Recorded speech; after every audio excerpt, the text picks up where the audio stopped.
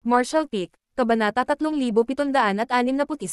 Firelord, sinabi ni Lin Rusong, Military Master, ang matandang ito ay matanda na at naninirahan sa pag-iisa sa loob ng maraming taon, kaya't nawala na ako ng gana na umunlad. Bagamat ako ay sapat na pinalad na makakuha ng mga kwalifikasyon upang makapasok sa Mysterious Heaven Palace sa pagkakataong ito, kahit na pumasok ako, natatakot ako na baka wala akong masyadong pagkakataon. Bakit hindi mo hayaan ang matandang ito na ibigay ang kanyang mga kwalifikasyon kay Lord Yang? Si Lord Yang ay isang sumisikat na bituin, isang batang talento, at nakatanggap din ng pabor ni Bright Moon Master. Kung papasok siya sa Mysterious Heaven Palace, tiyak na makakamit niya ang magagandang bagay. Military Master, mangyaring pumasok sa Mysterious Heaven Palace kasama niya upang mamuno sa pangkalahatang sitwasyon. Sa sandaling lumabas ang mga salitang ito, maraming mga master ang tumingin sa kanya ng may pagtataka, at dahan-dahan, ang sorpresang iyon ay naging paggalang. Tunay na hindi bata si Lin Rusong, ngunit malayo siya sa sinasabi niyang katandaan. Bagamat mukha siyang matanda sa labas, isa pa rin siyang Peking Emperor kung tutuusin at marami pang taon upang mabuhay. Ang pagiging handa na isuko ang kanyang mga kwalifikasyon sa oras na ito ay walang alinlangan na isang pagtatangka upang mapanatili ang kapayapaan. Gayunpaman, ang presyo na ito ay talagang napakahusay. Walang sino man ang maaaring maging kasing tapang niya, kaya paanong hindi nila siya iginagalang sa kanilang mga puso. Maging si Kang Mo, na nagpahirap kay Yang Kai, ay sumimangot at mukhang medyo nahihiya. Tinatarget niya si Yang Kai para sa kanyang personal na sama ng loob, habang isinasakripisyo ni Lin Rusong ang kanyang sariling interes para sa kapakanan ng pangkalahatang sitwasyon. Kumpara sa dalawa, parang naghahanap siya ng gulo. Ang malamig na mga mata ni Fu Shan ay naging mas malumanay nang tumingin siya kay Lin Rusong. Sa ilalim ng pangkalahatang sitwasyon kung saan napakaraming Peking Emperor ang naglalaban para sa isang lugar na makapasok, may nagkusa talagang tumayo at talikuran ang mga kwalifikasyon na nakuha na niya. Ang ganitong uri ng lawak ng pag-iisip ay mahirap pantayan ng mga ordinaryong tao. Ngumiti si Li Wuyi at sinabi, ang haring ito ay pinahahalagahan ang kabaitan ni Master Lin, ngunit ito ay isang bagay na matagal ko nang napag-usapan sa dalawang elder. Maraming bagay sa Star Boundary na hindi direktang mamagitan ng dalawang elder, kaya kailangan nila ako upang manatili sa likod at pamahalaan, kaya hindi ako maaaring umalis kahit na ano paman. Pagkatapos ng isang paghinto, itinaas niya ang kanyang mga kamay at same time na sinabi. Sa anumang kaso, maraming salamat, Master Lin. Napabuntong hininga si Lin Rusong nang marinig niya ito. Matuwid si Master, hinahangaan ka ng matandang ito. Sinabi ni Li Wuyi, hinahangaan ko rin ang kagandahang loob ni Master Lin. Sa orihinal, si Yang Kai ang pinupuntirya niya, ngunit dahil sa hitsura ni Lin Rusong, bigla siyang nawala. Mas gugustuhin ng matanda na talikuran ang kanyang mga kwalifikasyon upang maayos ang usaping ito ng mapayapa, kaya kung patuloy na haharapin ni Kang Mo ang bagay na ito, iyon ay magiging masyadong hindi pagpapahalaga. May tumututol pa ba? Inilibot ni Zuyan ang kanyang tingin sa karamihan. Wala sa mga eksperto ang tumugon. Dahil iyon ang kaso, kapag nakapasok na tayo sa Mysterious Heaven Palace, kailangan nating suportahan ang isa't isa at iwasan ang panloob na alitan. Maghihintay ang matandang ito sa iyong magandang balita sa labas. Bahagyang tumanggo si Zuyan. Alam din niya na imposibleng ganap na maiwasan ang panloob na alitan. Kahit na mapatay ng grupong ito ng mga tao mula sa Astral Plane ang lahat ng Half-Saint sa Demon Territory, magkakaroon pa rin ng matinding labanan sa huli. Sa pagkakataong ito, nang magbukas ang Mysterious Heaven Palace, mayroon lamang isang pagkakataon na maging isa sa mga Great Emperor. Ang landas ng pakikipaglaban para sa pagkakataong iyon ay isang landas ng madugong pagpatay. Gayunpaman, bago ganap na maalis ang Half-Saint of Demon Race, kailangan pa rin ng Peking Emperor ng Astral Plane na mapanatili ang kanilang alyansa at kasamahan. Habang ang mga tao mula sa Astral Plane ay nakikipag-usap, ang mga tao mula sa Demon Race ay unti-unting nagtipon. Sa likod ng tatlong Demon Saint, lumitaw ang Demonic Chi na nakakatakot. Tumangala si Yang Kai at pinalaki sila. Hindi niya maiwasang sumimangot. Ang bilang ng Half-Saint na ipinadala mula sa Demon Territory ay halatang mas mataas kaysa sa bilang ng Peking Emperor mula sa Astral Plane. Ito ay inaasahan. Sa kabuuan, sa mga tuntunin ng high-end na lakas, ang Demon Race ay may ganap na kalamangan. Ito ang kaso para sa mga Great Emperor at Demon Saint, pati na rin sa mga Peking Emperor at Half-Saint. Ang dahilan nito ay mas malaki ang Demon Territory kaysa sa Astral Plane, kaya mas malaki din ang kapasidad ng bote ng langit at lupa. Bukod dito, ang Demon Race ay mayroong myriad Demon Pill, na nagbigay daan sa demon race na madagdagan ang kanilang paglilinang ng mas madali at mabilis sa pamamagitan ng paglunok ng ganitong uri ng bagay. Sa kabutihang palad, ang demon race ay may parehong mga alalahanin tulad ng panig ng astral plane. Hindi sila nang ahas na ipadala ang lahat ng kanilang half-saint. Bagamat ang bilang ng mga taong dumating sa pagkakataong ito ay medyo mas marami kaysa sa panig ng astral plane, hindi ito labis. Mayroong halos 40 sa kanila, na nasa loob pa rin ng isang katanggap-tanggap na saklaw. Malamang na ang pagsasaayos na ito ay ginawa upang harapin ang mga puwersa ng astral plane. Mag-ingat sa corpse demon na iyon. Biglang nagpadala ng voice transmission si Li Wuyi kay Yang Kai. Sinundan ni Yang Kai ang kanyang tingin at nakita ang isang corpse demon na nangunguna sa panig ng half-saint of demon race na nakatingin sa kanila na may masamang ngiti. Ang kanyang balat ay madilim na berde, at ang kanyang mga pangil ay nakalabas. Ang kanyang nakalantad na balat ay natatakpan ng 3 pulgadang mahabang buhok na tila mga karayom na bakal. Sa unang tingin, mukhang zombie itong corpse demon. Ito ay isang nakakatakot na hitsura at isang nakakatakot na hitsura. Jialong, nagtaas ng kilay si Yang Kai. Siya ay nasa demon territory sa loob ng maraming taon, kaya mas alam niya ang tungkol sa demon race kaysa sa iba. Kahit na hindi niya nakita ang half-saint sa demon territory noon, narinig niya man lang ang mga pangalan nila. Sa sandaling ito, nang marinig niya ang mga salita ni Li Wuyi, nahulaan niya ang pagkakakilanlan ng corpse demon na ito. Oo, malumanay na tumanggo si Li Wuyi. Ang corpse demon na ito ay nasa unang pwesto sa half-saint ng demon race. 2 beses ko na siyang nakalaban at napakahirap niyang harapin. Kung makaharap mo siya, dapat kang mag-ingat. Marahang tumanggo si Yang Kai. Wala nang masyadong oras, kaya nagpadala si Li Wuyi ng voice transmission kay Yang Kai at itinuro ang half-saint sa panig ng demon race na kailangan niyang bigyan ng espesyal na pansin. Nadama ni Li Wuyi na ang half-saint na ito ay maaaring magdulot ng banta sa buhay ni Yang Kai. Napansin ito ni Yang Kai. Tila nagkaroon din ng malaking pagkiling si Jialong kay Li Wuyi. Simula nang magpakita siya, nakatitig na siya kay Li Wuyi. Nang mapansin niyang nakikipag-usap si Li Wuyi kay Yang Kai sa pamamagitan ng voice transmission, itinoon ni Jialong ang kanyang tingin kay Yang Kai. Pagkatapos, ngumisi siya at itinaas ang kanyang kamay para gumawa ng gesture na nanonood sa lalamunan. Ngumisi si Yang Kai at nagbingi-bingihan. Biglang sumimangot si Yang Kai at tumingin sa isang tigre sa kampo ng demon race. Sino iyon? Bakit may tao? Sa maraming half-saint, mayroong isang tigre ng tao. Bagamat mayroon ding demonic chi ang taong ito, mayroon pa ring ilang banayad na pagkakaiba sa pagitan niya at ng iba pang miyembro ng demon race. Kung hindi pinansin ng isa, baka hindi nila ito napansin, kaya hindi ito napansin ni Yang Kai ngayon lang. Walang pakialam na sinabi ni Li Wuyi. Isa sa 4 na Great Dark Lords ng Demon Heavenly Path, Fire Lord. Kaya siya nga, naiintindihan ni Yang Kai. Ang Demon Heavenly Path ay isang grupo ng mga traidor ng Star Boundary na sumuko sa demon race. Payag man sila o pinilit, lahat sila ay naging demon. Ang Dao Master ay ang Great Emperor Kenye. Bago ang pagsalakay ng demon race, ang pagkakaroon ng Demon Heavenly Path ay nagdala ng maraming problema sa Star Boundary. Sa ilalim ng Dao Master, mayroong 4 na Great Dark Lords, ayon sa pagkakabanggit, Wind, Thunder, Fire, at Mountain. Bawat isa sa kanila ay may lakas ng Peking Emperor. Ang Wind Lord ay namatay na sa Fluang Time Temple, at ang puting buhok ni Yang Kai ay pawang salamat sa Wind Lord. Pagkatapos noon, tila namatay ang Thunder Lord sa mga kamay ng mga powerhouse ng Star Boundary, at nawala ang Fire Lord at Mountain Lord. Pagkatapos, nagsimula ang ikalawang labanan sa pagitan ng 2 kaharian, at ang Demon Race ay sumalakay sa malaking sukat. Ang Dao Master Kenye ay malubhang nasugatan at nawala, at ang Demon Heavenly Path ay unti-unting nawala. Ang pagkakaroon ng Demon Heavenly Path ay orihinal na nilikha ng Kenye upang lumikha ng kaguluhan sa Star Boundary bago ang pagsalakay ng Demon Race.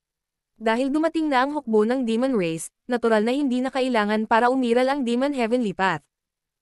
Maging si Kenye ay palihim na nagpapagaling sa kanyang sarili, kaya ang Demon Heavenly Path ay may iwan lamang upang ayusin ang sarili. Gayunpaman, hindi inaasahan ni Yang Kai na ang Demon Heavenly Path Fire Lord ay talagang makakakuha ng mga kwalifikasyon para makapasok sa Mysterious Heaven Palace sa pagkakataong ito.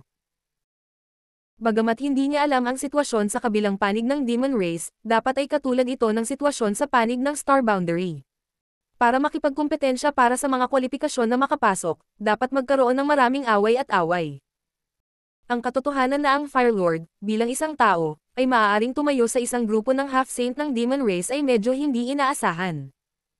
Sa mahina, naramdaman ni Yang Kai na binigyan siya ng Fire Lord ng pamilyar na pakiramdam, na parang nakita na niya ang taong ito sa isang lugar noon. Parang naramdaman niya ang titig ni Yang Kai, ang Fire Lord ay lumingon sa kanyang ulo at sinulyapan si Yang Kai. Nang magtama ang kanilang mga mata, bahagyang ngumiti ang apoy. Kailangan mo ring mag-ingat sa taong ito.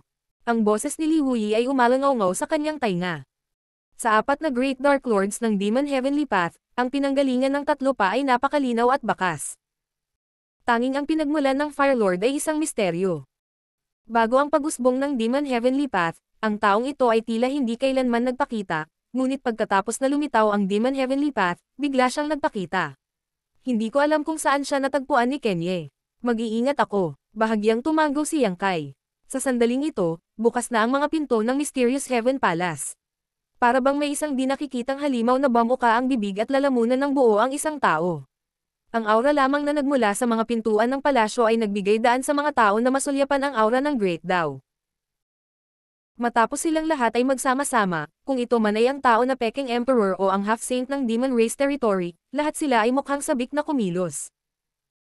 Hanggat sumugod sila sa mga pintuan at pumasok sa Mysterious Heaven Palace, magkakaroon sila ng pagkakataon na maging Great Emperor. Sino ang makakalaban sa gayong tukso? Gayunpaman, ang dalawang elder ng Dragon Race at ang tatlong Demon Saint ay walang sinabi, kaya walang nang ahas na kumilos ng padalos-dalos. Kung tutusin, hindi naging madali ang mag-stand out. Nagbanggaan ang kanilang mga aura, na naging sanhi ng pagkadistorbo ng kawalan. Biglang nagtaas ng daliri si Zuli at itinuro si Yang Kai. Pag nakapasok ka, humanap ka ng pagkakataon para patayin siya. Sa sandaling matapos siyang magsalita, isang pulang-pula na liwanag ang lumabas mula sa kanyang daliri at sumabog patungo kay Yang Kai. Natigilan ang ekspresyon ni Yang Kai, ngunit bago pa niya magawa ang anuman, hamarang na si Zuyan sa kanyang harapan at itinaboy ang pulang-pula na liwanag sa pamamagitan ng pag-wave ng kanyang kamay. Ang daliring ito ay tila isang senyales. Nang ituro ni Zuli, ang 12 ng half-saints sa likod niya ay lumipad lahat patungo sa bukas na pinto ng Mysterious Heaven Palace. Dumating sila sa harap ni Zuli sa isang iglap at papasok na sana sa Mysterious Heaven Palace. Habang nagbabago ang space laws, sabay na nawala ang mga figure ni Li Wuyi at Yang Kai. Nang muli silang lumitaw, nakarating na ang dalawa sa harap ng Mysterious Heaven Palace. Ang itim na buhok at damit ni Li Wuyi ay lumipad ng walang hangin. Nasira ang espasyo sa paligid niya, at nag-iba-iba ang kapangyarihan ng space laws. Sa pagharap sa 12 ng half-saint mula sa Demon Territory na humahabol sa kanya, hindi nagbago ang kanyang ekspresyon. Bigla niyang pinagsalikop ang kanyang mga kamay at sumigaw ng condense. Natigil ang kawalan, at ang mga half-saints na umaarangkada ay tumigil sa kanilang paglalakad. Gayunpaman, gaano man kalakas si Li Wuyi, nasa Peking Emperor realm pa rin siya. Paano niya mapipigilan ang napakaraming half-saint na sumusugod sa kanya ng mag-isa? Ang kakayahang pigilan sila saglit ay isa ng hindi kapani-paniwalang pagganap. Galit na galit ang half-saint. Matapos i-activate ang kanilang mga lihim na pamamaraan para makawala sa mga hadlang ng kalawakan, ang kanilang demonic chi ay lumundag. Martial Peak, Kabanata 3762, Pinagmulan ng Sealed World, Roar. Isang matunog na dagandong ng dragon ang umalangaw-ngaw, na sinasabayan ng sunod-sunod na tunog ng kaluskos. Isang napakalaki na 1,000 talampakan ang taas ang lumitaw mula sa manipis na hangin, na hamarang sa harap ni Li Wuyi. Sinasamantala ang puwang na nilikha ni Li Wuyi, si Yang Kai ay nagbago na bilang 1,000 talampakan ang taas na dragon. Ang Black Dragon Spear ay kumikislap ng may liwanag habang mahigpit niyang hinawakan ang dulo ng sibat at winalis ito pasulong. Ang walang katapusang sibat ay maaaring bomb-alot sa isang malaking lugar, at isang nakakatakot na layunin ng pagpatay na may halong misteryosong aura ang bomb-alot sa kampo ng Demon Race. Nagbago ang ekspresyon ng half-saint, at wala silang pakialam sa pag-atake kay Li Wuyi at umatras. Natuto mula sa mga pagkakamali ng kanilang mga nauna, alam ng mga half-saints na naunawaan ni Yang Kai ang isang uri ng kapangyarihan na tinatawag na Martial Dao True Intent. Ang ganitong uri ng kapangyarihan ay kakaiba at hindi maipaliwanag, ngunit napakalakas din. Kapag ang isa ay nasugatan nito, ito ay magiging parang uod sa mga buto ng isa. Maging ang mga Demon Saints ay kailangang gumastos ng maraming pagsisikap upang malutas ito. Kung talagang kailangan nilang lumaban, paano sila matatakot sa isang nag-iisang Yang Kai? Sa buhay o kamatayan na pakikibaka, kahit na kailangan nilang magbayad, maaari pa rin nilang patayin si Yang Kai dito. Ngunit ngayon ang mahalagang sandali upang makapasok sa Mysterious Heaven Palace upang makipagkompetensya para sa mga pagkakataon sa Star Boundary. Sinong half-saint ang handang masugatan dito? Hindi banggitin, kung sila ay nasugatan ni Yang Kai, agad silang mawawalan ng kanilang mga kwalifikasyon. Kaya kahit ayaw nila, umatras pa rin ang Half-Saint, hindi nang ahas na harapin siya ng direkta. Sa sandaling nag-away ang dalawang panig, ang dalawang elder ng Dragon Race at ang tatlong Demon Saint mula sa Demon Territory ay nagsagupaan, na naging sanhi ng pagdilim ng kalangitan sa isang iglap. Si Zoyan at Fushun ay hindi gustong labanan ang Demon Saint dito. Pagkatapos ng lahat, ang lugar na ito ay masyadong malapit sa Mysterious Heaven Palace. Hindi maganda kung maapektuhan nila ang Mysterious Heaven Palace. Hindi pa banggitin na masyadong malaki ang naging resulta ng away nila. Kung aksidente nilang nasugatan ang mga Peking Emperor ng kanilang kampo, hindi ba nakakahiya? Ngunit hindi yun inisip ng Demon Saint. Parang gusto nilang sirain ang depensa ng dalawang elder ng Dragon Race at atakihin ang mga Peking Emperor. Nais nilang alisin ang ilan sa mga kandidato para sa Great Dao. Kung gusto nilang lumaban, ang dalawang elder ng Dragon Race ay makakatagpo lamang sila ng direkta. Kaya hindi maiiwasan ang isang malaking labanan. Isang nakakatakot na shockwave ang kumalat sa lahat ng direksyon. Parehong namutla ang Half-Saint at ang Peking Emperor. Hindi pa sila naging ganito kalapit sa isang labanan ng ganoong antas noon. Ramdam ang kapangyarihan ng mga nangungunang eksperto ng kani-kanilang mga kampo, lahat sila ay nabigla at nananabik. Ano pa ang hinihintay mo? Hinawakan ni Yang Kai ang 1,000 metrong higanteng sibat sa kanyang kamay at umungal na parang dragon habang hinaharangan nila ni Li Wuyi ang pasukan ng Mysterious Heaven Palace, na pinipigilan ang ilang dosenang Half-Saints sa pagsulong. Pagkatapos ng kanyang dagandong, natauhan ang mga Peking Emperor at nagmadaling pumunta sa Mysterious Heaven Palace. Whoosh, whoosh, whoosh, sunod-sunod na figure ang lumipad sa harap ni Yang Kai at Li Wuyi. Ang unang sumugod ay si Kang Mo. Ang reaksyon ng lalaking ito ay mas mabilis kaysa sa iba. Marahil ay nakapagdesisyon na siya. Tumanggo ang iba sa kanilang dalawa bago naglaho sa pintuan. Sa panunood ng grupo ng mga Peking Emperor na pumasok sa Mysterious Heaven Palace, lumubog ang mga mukha ng Half-Saint Realm Cultivator sa panig ng Demon Race. Bagamat walang nakakaalam ng sitwasyon sa loob ng Mysterious Heaven Palace, ang mga unang pumasok ay maaaring mas mataas ang kamay. Kung sa oras na pumasok sila, ang mga Peking Emperor ng Star Boundary ay nakapag-set up na ng bitag, maaari silang magdusa ng ilang casualty. Ngunit nag-aalala rin sila sa martial Dao true intent ni Yang Kai, kaya ayaw nilang magmadali sa oras na ito.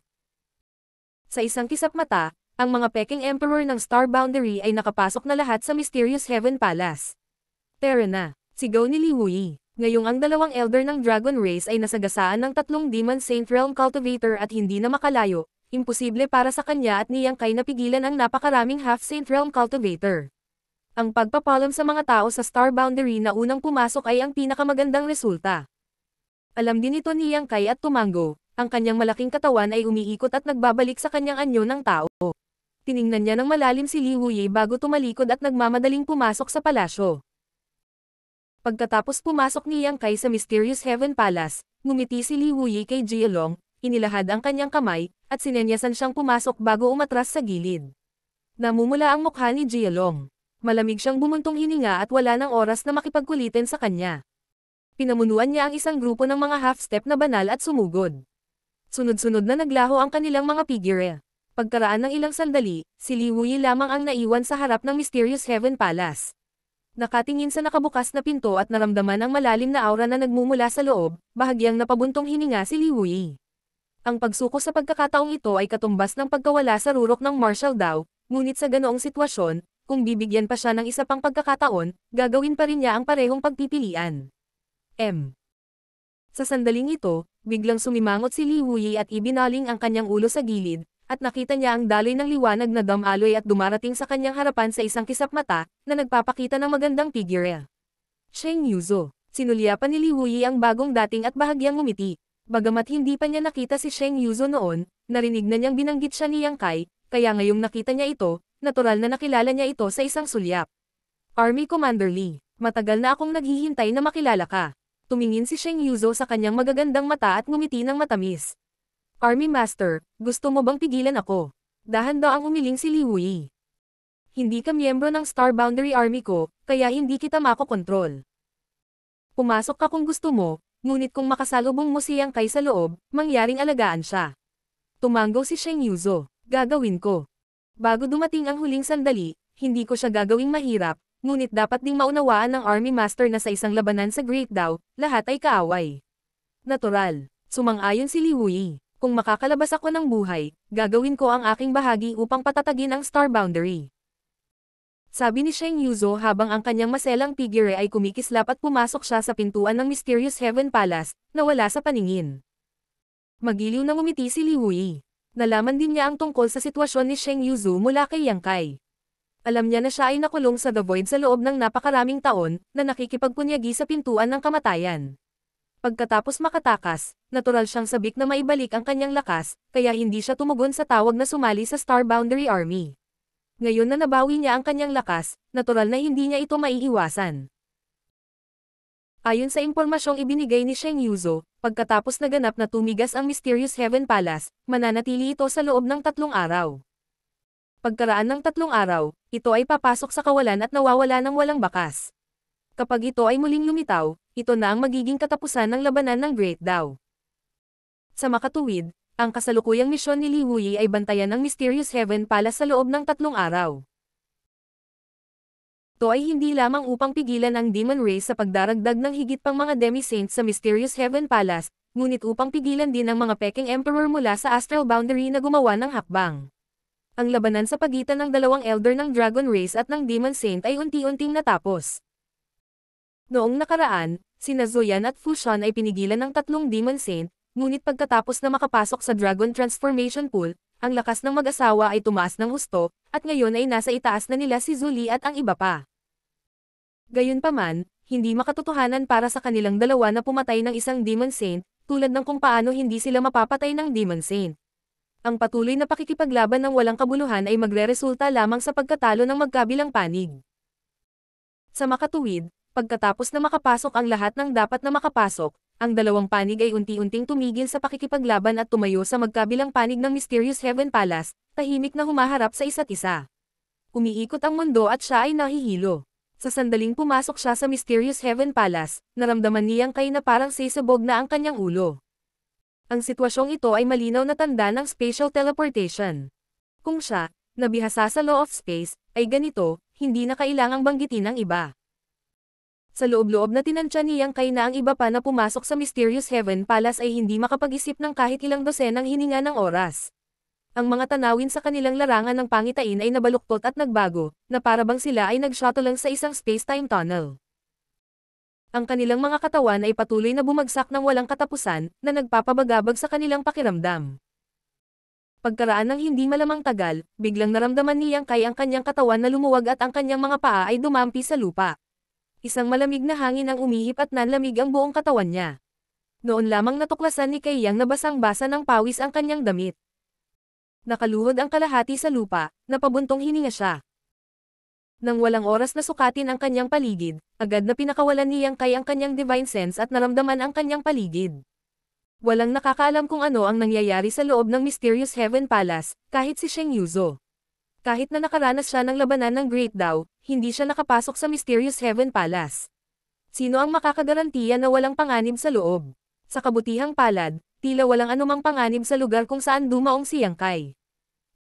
Sa ilalim ng kanyang divine sense, nakita niya ang ilang mga aura ng buhay, at lahat sila ay napakahusay, ngunit pagkatapos ng lahat, hindi sila nagdulot ng banta sa kanya. Sa loob ng saklaw ng kanyang divine sense, walang pamilyar na pagbabago sa enerhiya. Hindi mapigilan ni Yang Kai na sumimangot at bamulong. Random teleportation ba ito? Hindi ito ang unang pagkakataon na pumasok siya sa isang katulad na secret territory. Maraming secret territory ang nagkaroon ng gayong paghihigpit sa pasukan. Bagamat sabay silang pumasok, iba talaga ang mga lugar na kanilang narating. Ito ay makatwiran. Pagkatapos ng lahat, ito ang Mysterious Heaven Palace, isang lugar kung saan ginanap ang Great Dao Competition. Dati, lahat ng pumasok dito ay magkaaway. Kapag napadpad sila sa iisang lugar, agad silang bugbugin hanggang mamatay. Habang unti-unting nawawala ang pagkahilo, nagkaroon ng oras si Yang Kai na tumingin sa paligid. Napataas siya ng kilay sa nakita niya. Ang lugar kung saan siya napadpad ay tila nasa isang kagubatan, at sa paligid niya, may mga naglalakihang sinaunang mga puno na nakataas sa langit. Ang mga punong iyon ay may diameter na hindi bababa sa 1 dosenang tao na magkayakap, at ang pinakamalaki ay higit sa 1 dosenang beses ang laki ng isang ordinaryong puno. Ang makakapal na mga tuktok ng puno ay parang malalaking payong na tumatakip sa langit sa itaas. Ang bawat puno ay naglabas ng isang napakasinaunang aura. Ang world energy sa gubat ay napakayaman na hindi ito maaaring ikalat. Ang buong gubat ay nababalot ng ambon ng world energy, at hindi man lang makita ng isa ang sarili nilang mga daliri. Huminga ng malalim si Yang Kai at naramdaman ang kanyang laman at dugo na nanginginig sa pananabik. Daan-daang milyong mga pores ang bumukas sa kanilang sarili, at ang omnipresent na purong world energy ay direktang sumugod sa kanyang katawan. Lihim siyang hindi nakaimik.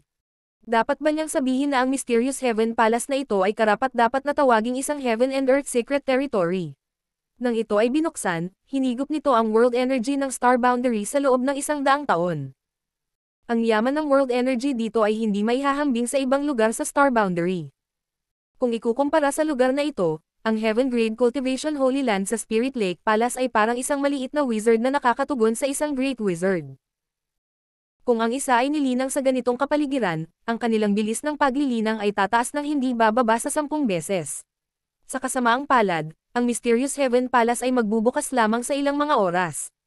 Sino ang maaaring sakupin ang gayong secret territory ng langit at lupa magpakailanman? Ang pagtatago sa loob at hindi pag-alis ay hindi isang masamang ideya, ngunit sa bandang huli, hindi nila makakaligtas sa pagguho ng Flowing Time Great Emperor at magiging isang tumpok lamang ng mga buto. Martial Peak, Kabanata 3763. Paghihigpit. Isang kakaibang halimuyak ang namamalagi sa dulo ng kanyang ilong.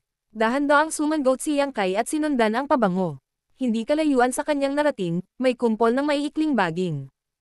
Ang mga baging na ito ay puno ng maputlang gininto ang prutas na kasing laki ng mga longgan. Ang mga prutas na ito ay kakaiba ang hugis.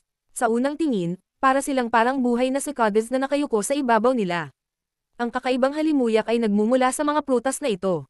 Si Yang Kai ay humakbang pasulong, inabot, at pumitas ng isa sa mga prutas, maingat na sinuri ito. Golden Cicada Fruit. Lumiwanag ang mga mata ni Yang Kai.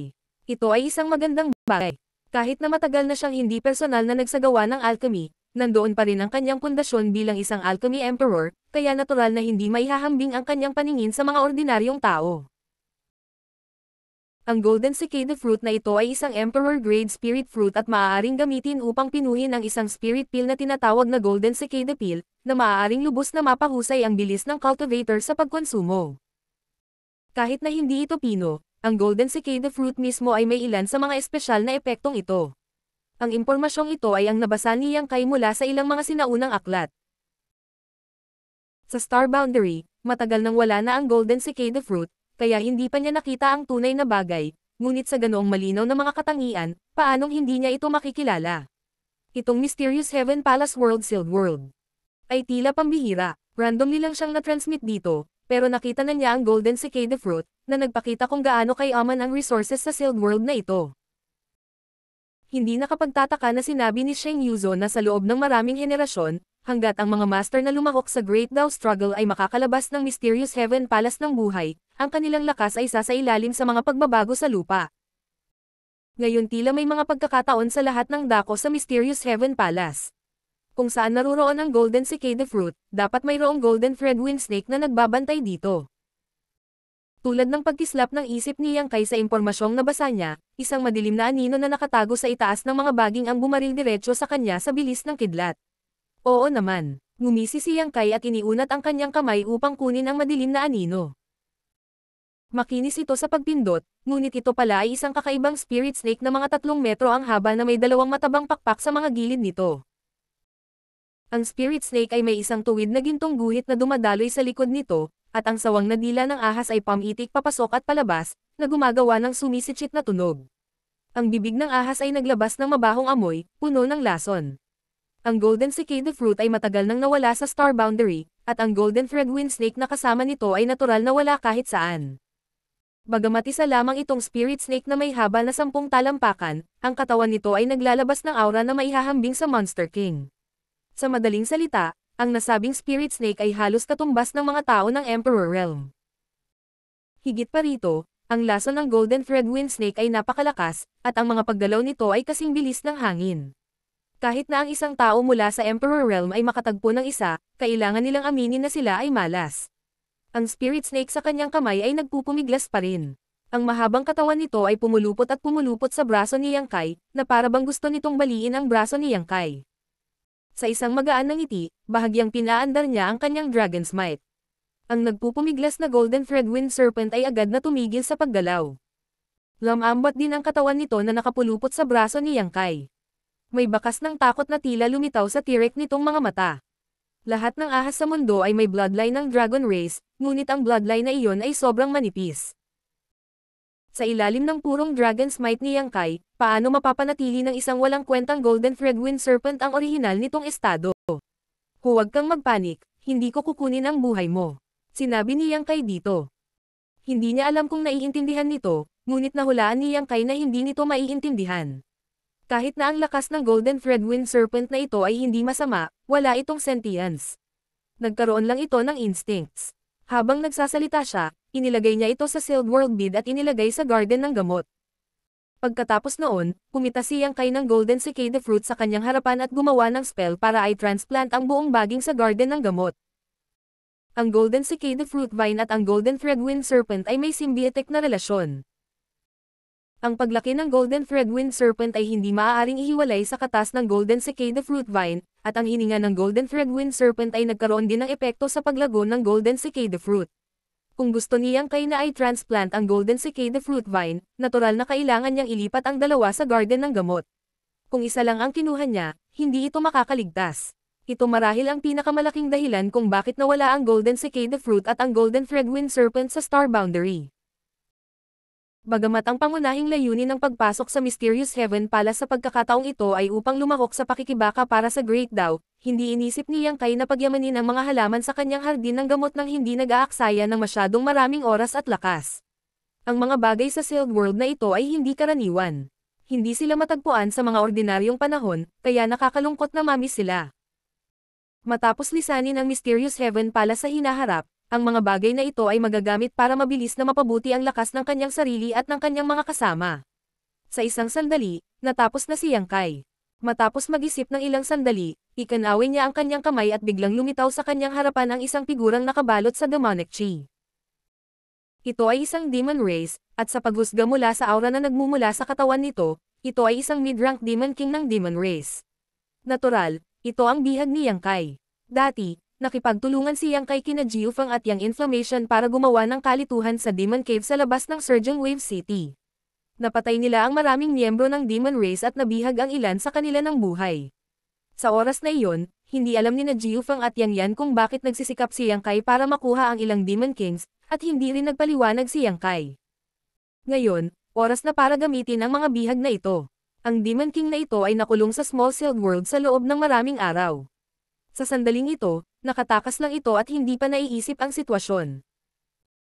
Matapos makita ang figure ni Yang Kai sa harapan nito, biglang nagbago ang mukha nito at mabilis itong umatras habang naglalabas ng suntok.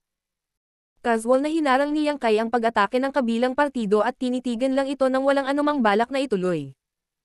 Nang makita ang eksenang ito, ang Demon King, na nagmamadaling tumatakas, ay hindi napigil ang maramdaman ang pagtibok ng kanyang puso. Bago pa nito maisip ang intensyon ni Yang Kai, ang mga mata nito ay biglang nanlaki at ang aura sa katawan nito ay marahas na nagiba-iba, na naging lubhang hindi matatag.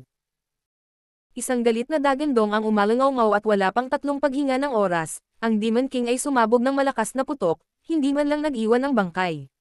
Hindi mapigilan ni Yang Kai na sumimangot. Muli niyang itinaas ang kamay at pinakawalan ang pangalawang Demon King. Makalipas ang ilang paghinga, sinundan ng pangalawang Demon King ang mga yapot ng nakaraang Demon King at sumabog sa isang madugong ambon. Pagkatapos, ang pangatlo. Pagkatapos lamang mamatay ang ikatlong Demon King sa kanyang harapan ay tumigil si Yang Kai. Ngayon, tila may espesyal na hadlang ang sealed world ng Mysterious Heaven Palace. Kung ang lakas ng isang tao ay wala sa antas ng Peking Emperor o Half-Saint, hanggat nakapasok sila sa lugar na ito, mamamatay sila ng walang buo na bangkay. Walang dahilan para ipaliwanag ito. At ang dahilan kung bakit siya ligtas at maayos ay marahil dahil natanggap niya ang pamana ng Great Emperor na si Mingyu, kaya nagkaroon siya ng pag-aproba ng World Will. Bukod dito, ang mekanismong ito ay dapat lamang ilapat sa mga tagalabas. Ang 3 Demon Kings na pinakawalan ni Yang Kai ay namatay na lahat, ngunit ang Monster King level Golden Thread Wind Snake mula noon ay buhay at maayos pa. Ang dahilan nito ay ang isa ay nakapasok ng walang pahintulot, habang ang isa ay natural. Dahil nakagawa na siya ng conclusion, natural na hindi na nag-abala pa si Yang Kai na magsiyasat pa. Pero, napakatagal na, bakit hindi pa sila dumarating? Bahagyang kumunat ang noo ni Yang Kai, at isang masamang pakiramdam ang lumitaw sa kanyang puso. Sa pagkakataong ito, hindi si Li Wuyi ang nagayos para makapasok siya sa Mysterious Heaven Palace. Sa World Will, malaki ang posibilidad na siya ang magiging focus ng Demon Race. Kahit na mayroon na ngayong lakas si Yang Kai na maihahambing sa isang half-saint, tiyak na hindi niya kakayanin ang magkasanib na pag-atake ng maraming powerhouse ng Demon Race. Makakatrabaho lang ni Yang Kai ang iba para ibalik ang sitwasyon. Gayunpaman, kakaunti ang mga taong maaaring magtrabaho kasama niya. Si Yang Kai ay hindi nagtiwala sa karamihan sa kanila. Sa orihinal, inayos ni Li Wuyi na magtulungan sina Yang Inflammation at Yang Kai, ngunit matapos kumpirmahin ang mga kandidatong makapasok sa Mysterious Heaven Palace, natagpuan ni Bingyon si Li Wuyi. Pagkatapos ng mahabang talakayan, naging isa rin sa mga kakampi si Bingyon. Sa madaling salita, sa Mysterious Heaven Palace na ito, ang tanging taong mapagkakatiwalaan ni Yang Kai ay sina Yang Yan at Bingyon. Ayon sa naunang kasunduan, pagkatapos makapasok sa lugar na ito, agad nilang gagamitin ang Space Spirit Bead para mag-teleport sa tabi ni Yang Kai. Pagkatapos, magtatago sila sa small sealed world ni Yang Kai at kumilos ayon sa sitwasyon. Ngunit sa katunayan, sina Yang Yan at Bingyon ay wala kahit saan. Sa ilalim ng pagbabago-bago ng Space Principles, ang isip ni Yang Kai ay konektado sa Space Spirit Bead. Pagkaraan ng ilang sandali, bahagyang bumuntong hininga siya. Talagang tama. Ang pinakamasamang sitwasyon ay lumitaw. Sa Mysterious Heaven Palace na ito, hindi maaaring gumanap ng papel ang Space Spirit Bead.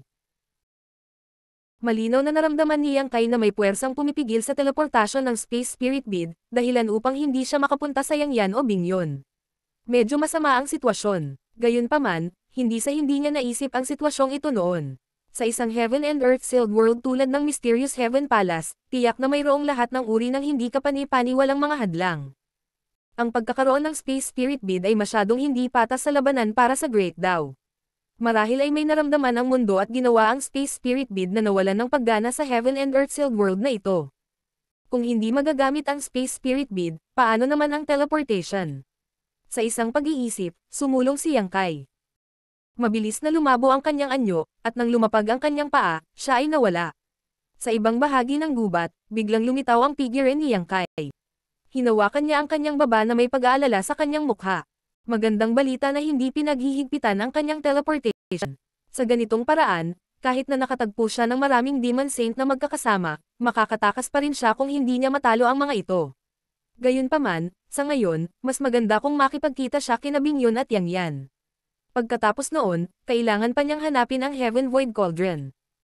Naisip ni Yang Kai na dahil taglay niya ang kalooban ng mundo, makakamit niya ang ilang mga pakinabang sa labanang ito para sa Great Daw. Marahil ay may madarama siya pagkatapos na makapasok sa Mysterious Heaven Palace, ngunit sa katunayan, ang hindi nakikitang kalooban ng mundo ay hindi nagbigay sa kanya ng anumang malaking tulong at hindi niya naramdaman ang anumang mga abnormalidad.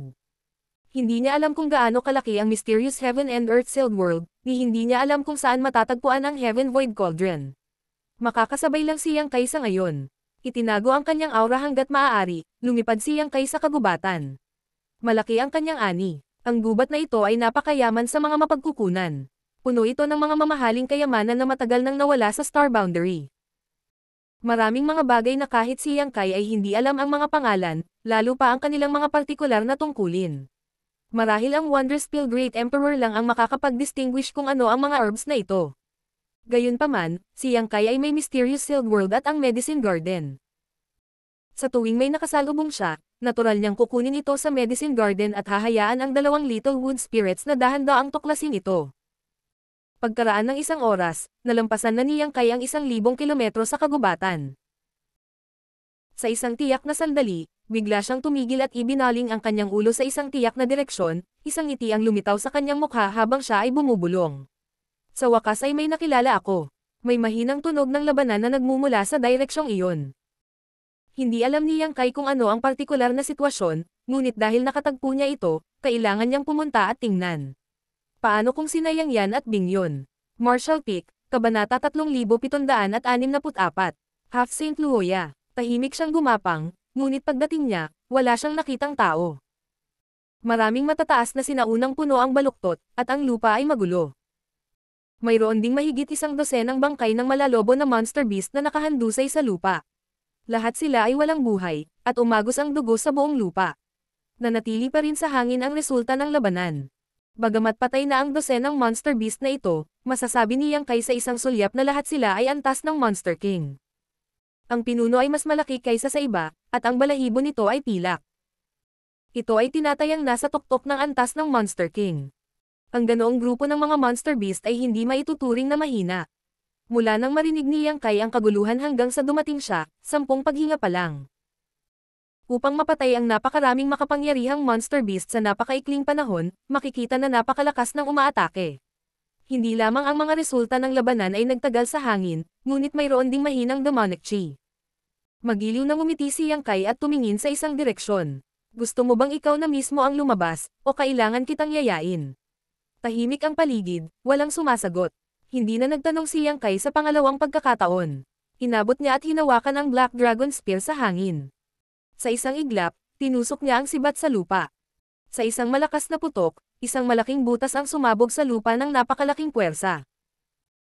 Ang alikabok ay lumipad kung saan-saan, at isang figure ang sumugod mula sa lupa, mabilis na tumakas sa malayo. Ngunit kahit na siya ay mabilis, paano siya magiging mas mabilis kaysa kay Yang Kai? Ang Black Dragon Spear ay naging langit na puno ng mga anino ng sibat at binalot siya.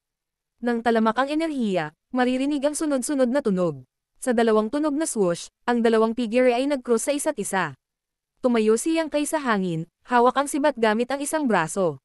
May ngiti sa kanyang mukha, at ang kanyang puting buhok ay lumipad sa simoy ng hangin. Sa hindi kalayuan sa kanya, isang half-saint na may demonic chi na umaakyat sa buong katawan ay nakatingin sa kanya na may galit na galit.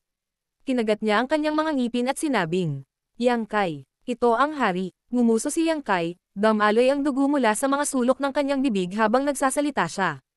Bagamat nagulat siya sa kanyang kalaban, nakaranas pa rin siya ng maliit na pagtatalo sa laban na ito. Ang pagtatanim ng half-saint ng kanyang kalaban ay hindi isang malambot na persimmon, at ang kanyang buong lakas na counterattack ay yumanig sa 5 viscera at 6 na organo ni Yang Kai, na nagdulot sa kanya ng maliliit na pinsala. Bagamat ang kanyang kasalukuyang lakas sa pakikipaglaban ay maihahambing sa isang half-saint, ang kanyang cultivation ay hindi sapat na mataas. Ang kakayahang labanan ng isang half-saint ng walang humpay.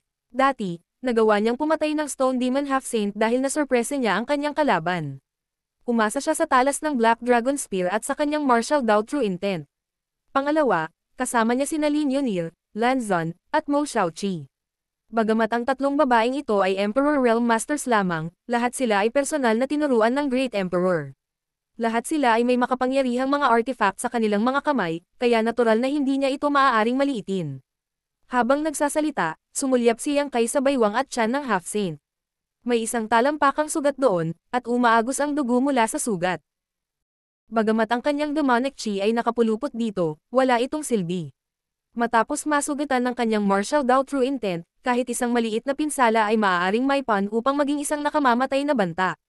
Matapos makilala ng half-saint si Yang Kai, halatang natanto din niya ang puntong ito.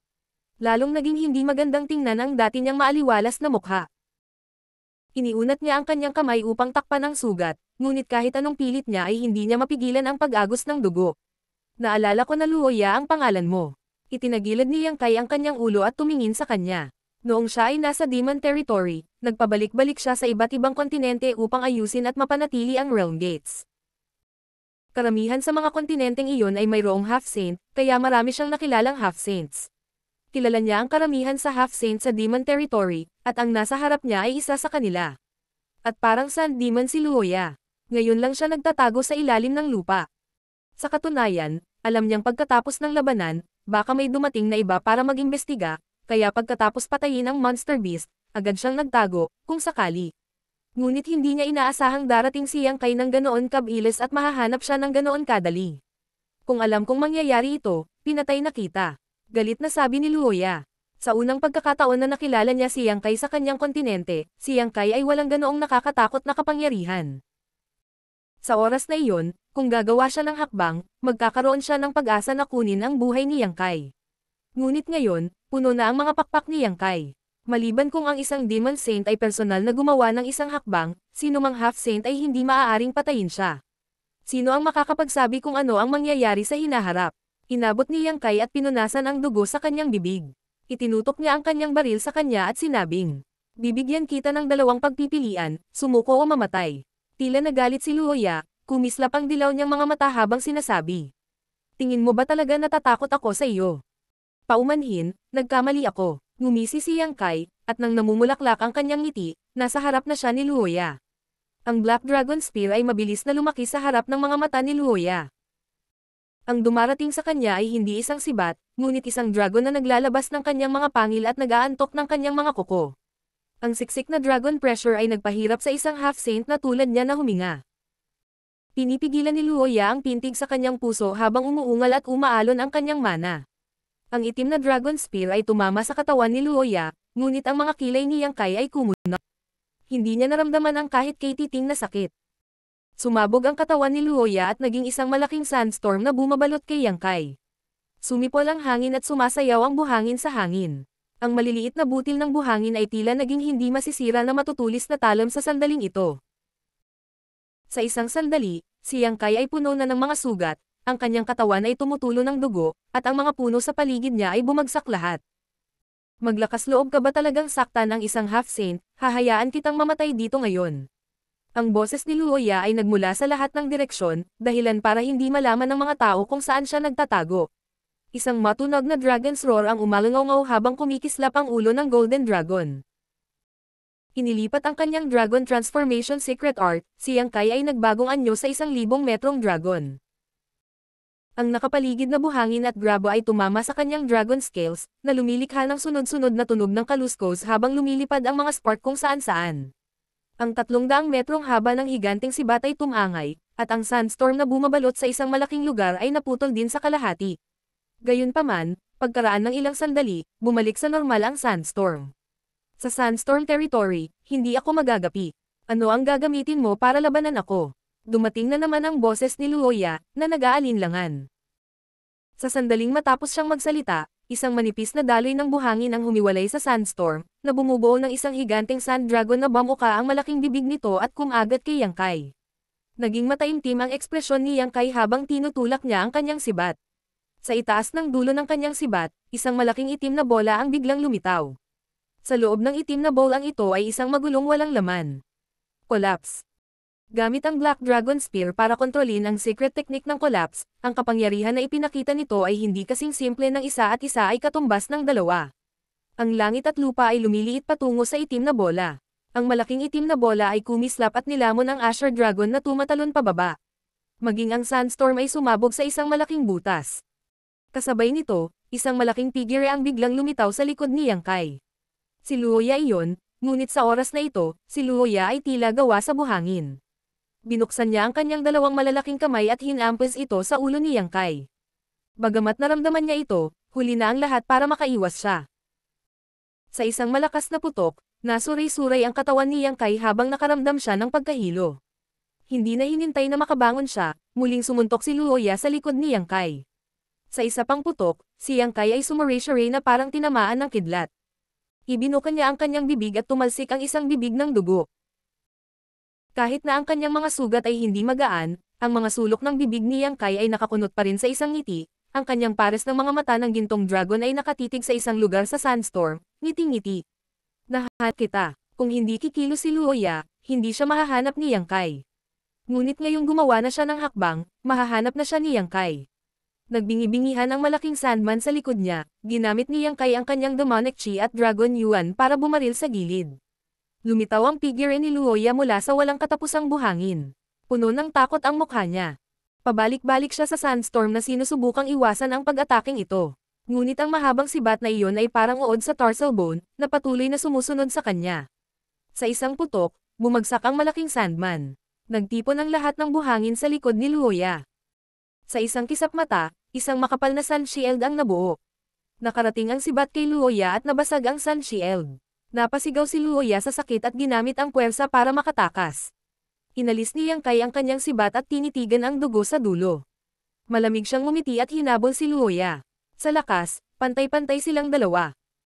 Dapat ay bahagyang mas malakas si Luoya kaysa kay Yang Kai, ngunit ang true intent na nakakabit sa Blue Dragon Spear ay naging dahilan upang maging maingat si Luoya sa pag-atake sa daga dahil sa takot na masira ang mga florera.